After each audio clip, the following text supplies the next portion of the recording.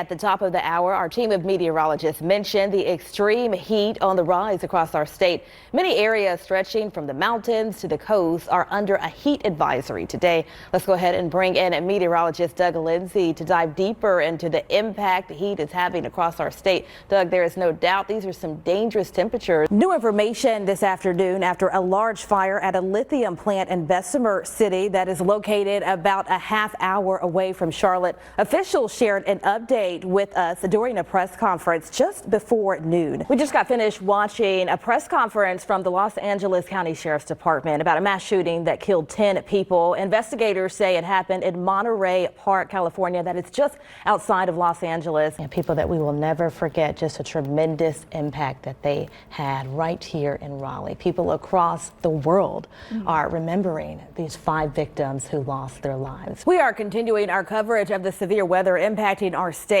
The weather rolled in across the central and eastern part of North Carolina and delivered strong winds and a lot of rain in many places. Family members are just devastated even 17 years later. This happened on Bayleaf Road here in Raleigh. That tree that you see right there, that is the tree that he hit, and his family has a message to anyone who gets behind the wheel on New Year's Eve. Welcome back to Spectrum News 1. Hope you're having a great Saturday. It's time for Weather on the Ones with meteorologist Vernon Turner. Vernon, you will not get any complaints out of me today because it feels so good outside. I spoke with Pastor Bill Atkins, a prominent pastor in Memphis, Tennessee. He says he's been in touch with the district attorney's office, and he says the question that is still not getting answered is why did officers stop Tyree Nichols? Thank you so much for starting your week with us here on Spectrum News 1. Hope you are having a great Monday. Let's go ahead and get straight into our top stories. New information this afternoon after a large fire at a lithium plant in Bessemer City that is located about a half hour away from Charlotte. Officials shared an update with us during a press conference just before noon. Spectrum News 1 reporter Jordan Kudish, he joins us now with the latest on this investigation. Jordan, just from looking at the nature of that fire, so severe, glad that no one was inside. Back to you. Some massive flames. Glad everyone is okay. Thank you so much for keeping us updated, Jordan. A sad update that we've been following since this morning. Official FAA documents indicate the pilot of a plane that crashed into an Oak Island home has died. The incident report says 1 fatal injury to the sole flight crew member.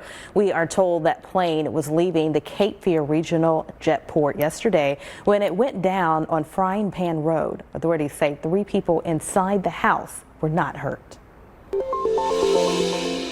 Severe storms are possible in North Carolina today and tonight. The greatest risk will be from damaging wind gusts and hail, but there's also a low risk for a tornado. Meteorologist Gary Stevenson has some reminders for you that everyone needs to know about to stay safe in your home. Those are going to be warnings that he'll be issuing today. We'll have much more on today's severe weather threat coming up in the Weather on the Ones forecast. You can also find the latest on the Spectrum News app, including interactive radar and the latest weather alerts.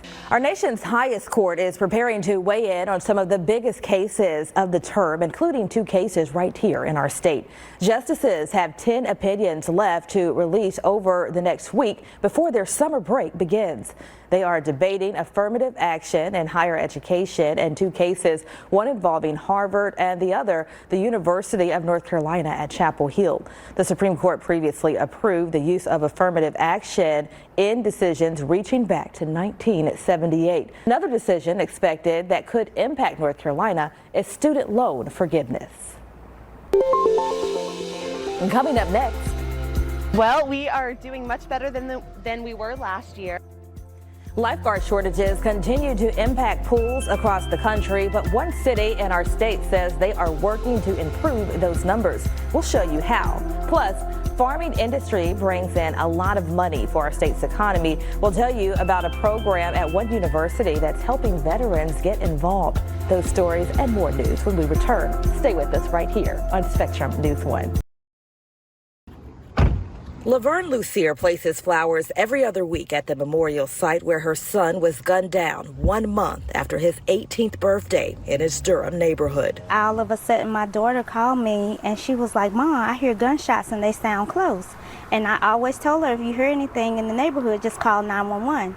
And then she called me back and she was telling me that it was sincere. August 10th marks 3 years since Lucia received that phone call about her son, Sincere Burrell, a 2020 graduate of Bull City Youth Build in Durham. His murder that shook up the community still hasn't been solved. What do you want the world to know about your son? Sincere, he was a beautiful person. He was sweet, respectful.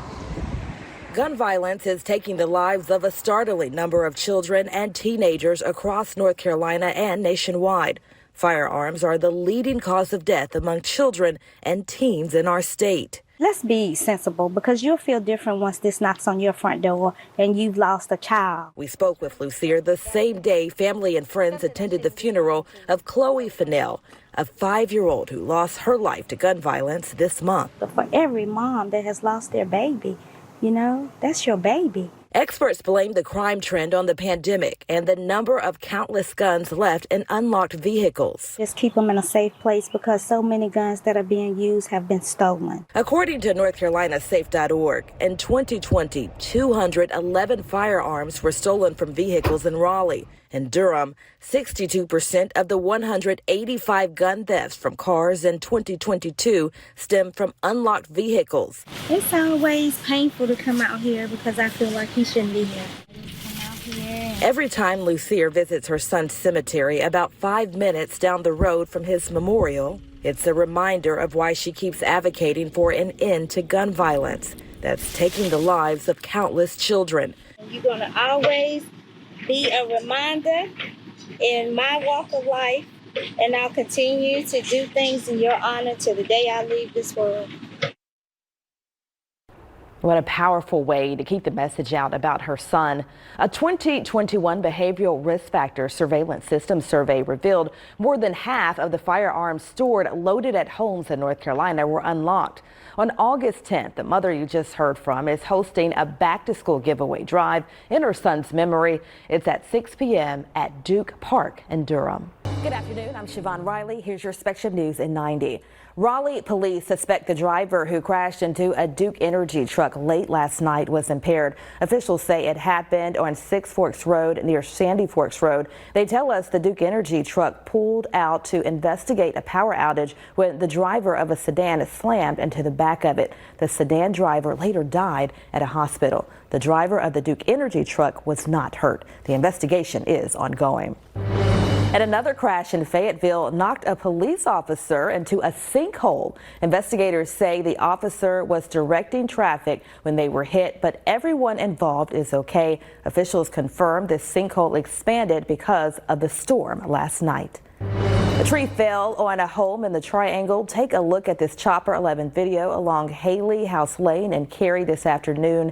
No word on whether anyone was hurt. And now, here's your forecast. A big decision handed down this morning by the U.S. Supreme Court involving the election law in our state and across the country. The case known as Moore v. Harper was decided in a 6-3 decision rejecting the so-called independent state legislature theory. Spectrum News senior political reporter Loretta Benini, she joins us with more on this. Loretta, break all of this down for us. Very interesting. We will continue to stay updated on that. Loretta, thank you so much. We are continuing our coverage of the severe weather impacting our state. The weather rolled in across the central and eastern part of North Carolina and delivered strong winds and a lot of rain in many places. The storm even caused power outages. This video that you see right here on your screen, it's from Greensboro, as crews are still working right now to clear down trees. In Raleigh, police suspect the driver who crashed into a Duke Energy truck last night was impaired. Investigators say the driver of the truck pulled over to investigate a power outage when the driver of a sedan slammed into the back of it. The driver of the sedan later died at a hospital. And moving farther south to Cumberland County, crews there are working to repair a sinkhole. Spectrum News 1 reporter David Ivey has been following this story all day out of Fayetteville. And David, quite a bit of damage that we've been seeing. What can you tell us? The lower level at Charlotte Preparatory School has been destroyed. A 3-alarm fire at the building has fire crews sorting through the debris. Spectrum News 1 reporter Alexis Bell, she talked with neighbors and a Charlotte fire captain today.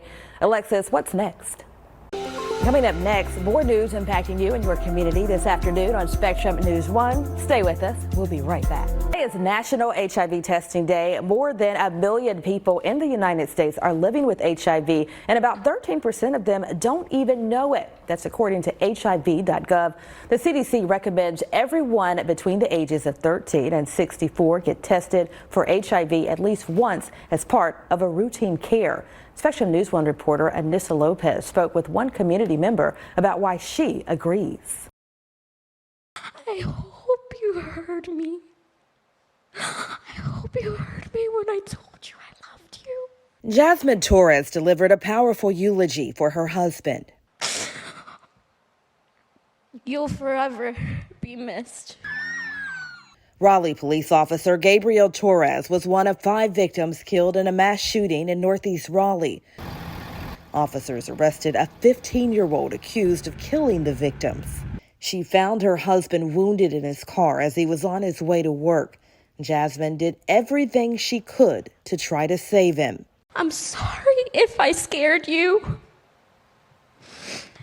I didn't know I could scream that loud. I'm glad you were still with me long enough so that I can kiss your skin while it was still warm.